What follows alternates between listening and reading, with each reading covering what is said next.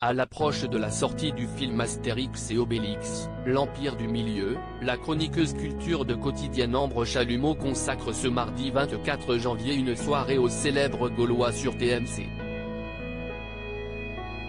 Entretien. Chroniqueuse dans la bande de Yann Barthès depuis la rentrée 2020, Ambre Chalumeau décode et dépoussière chaque soir l'actualité culturelle dans Quotidien.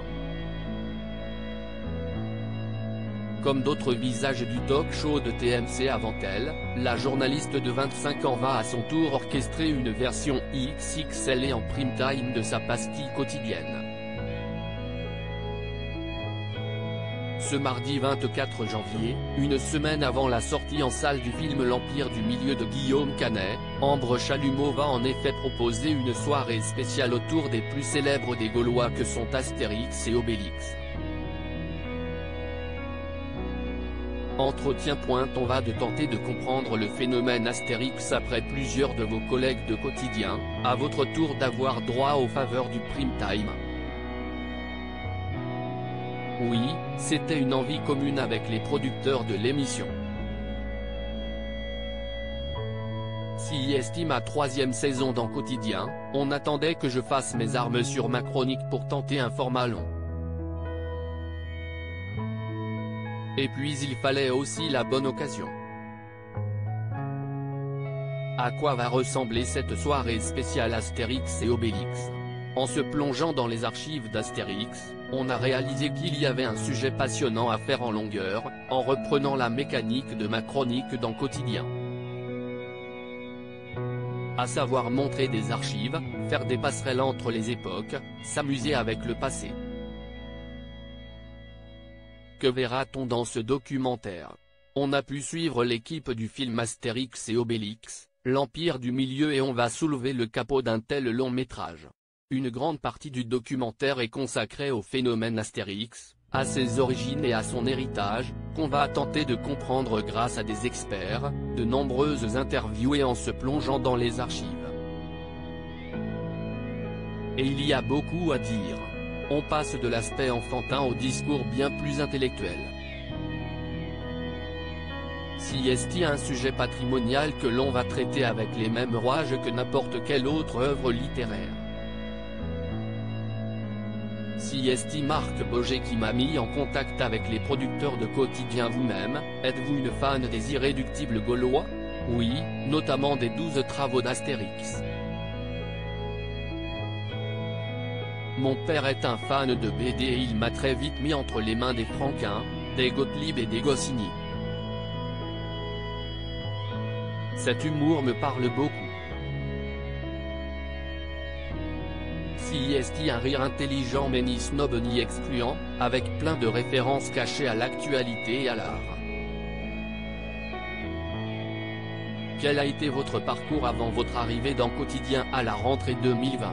J'ai fait une prépa littéraire et puis des études de journalisme au CELSA. Après un stage à Society, j'y suis resté comme pigiste. Si est Marc Boger, alors rédacteur en chef du magazine et aussi chroniqueur dans Quotidien, qui m'a mis en contact avec les producteurs de l'émission. J'ai eu une chance folle. Nous nous sommes rencontrés et de nos échanges a vite émergé cette idée de parler de culture ensemble. Et surtout de la manière dont on voulait en parler, si est-il à dire sans être excluant. Comment préparez-vous vos chroniques? Les sujets sont dictés par l'actualité, une sortie, une polémique autour d'une œuvre ou malheureusement, parfois, une nécrologie. Tout se décide le matin même puis débutent les recherches. Tout se fait à un rythme très rapide. Parler de culture à la télé est casse-gueule. Est-il facile de rendre la culture accessible à une heure de grande écoute? Si est-il vrai que parler de culture à la télé est une chose compliquée et casse-gueule? Dans Quotidien, on s'adresse à tout le monde donc il faut faire attention à ne disqualifier personne. À la fin de chaque chronique, j'essaie que celles et ceux qui n'avaient aucune notion sur le sujet abordé aient eu droit à une petite introduction. et que les experts aient pu découvrir une info en plus. Moi-même, je n'aille pas étudier le cinéma et je n'aille pas fait d'études littéraires plus poussées que ma prépa. Je n'aille que mon enthousiasme, ma passion et ma capacité de recherche. Je ne vais donc pas commencer à parler aux téléspectateurs comme si j'étais au-dessus d'eux. Enfin, jamais je ne prendrai 5 minutes du temps du public pour dire que je n'aime pas quelque chose. Ça serait du gâchis. Je fais partie d'une génération qui est moins fan de la critique qui dézingue. Vos chroniques ont-elles un impact sur le milieu culturel ? Quotidien a une force de prescription assez folle et il n'est pas rare qu'un livre évoqué à l'antenne soit en tête des ventes sur Amazon le lendemain. Ou qu'un auteur me dise que son nombre d'abonnés Instagram a grimpé pendant la nuit. Si est-il toujours une satisfaction d'avoir le sentiment d'avoir servi à quelque chose comme d'avoir pu mettre un bouquin qui m'a touché entre les mains de quelqu'un. Même si je ne touche rien sur la vente de livres. Rire, j'ai un rapport presque boulimique à la culture. Votre entourage familial vous a-t-il donné goût à la culture ? Ambre Chalumeau est la fille d'Ariel Saraco, ancienne directrice de la création originale chez Canal+, et du journaliste, écrivain et scénariste Laurent Chalumeau. Note de la rédaction: oui, il serait mensonger et ingrat de dire que j'ai construit ma culture toute seule. J'ai la chance d'avoir des parents très cultivés et d'avoir grandi dans un appartement rempli de DVD et de livres dans lesquels ils me laissaient piocher. Si est-il précieux.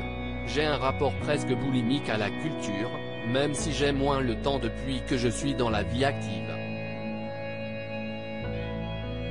Elle s'est aussi forgée grâce à des amis et à certains prescripteurs.